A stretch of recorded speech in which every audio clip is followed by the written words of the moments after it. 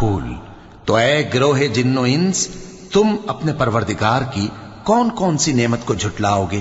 اسی نے انسان کو ٹھیکرے کی طرح کھنکھناتی مٹی سے بنایا اور جنات کو آگ کے شعلے سے پیدا کیا، تو تم اپنے پروردگار کی کون کون سی نعمت کو جھٹلاؤ گے؟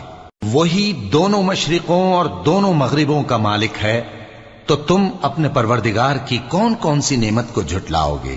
اسی نے دو دریا رواں کیے جو آپس میں ملتے ہیں، مگر دونوں میں ایک آڑ ہے کہ اس سے تجاوز نہیں کر سکتے، تو تم اپنے پروردگار کی کون کون سی نعمت کو جھٹلاؤ گے؟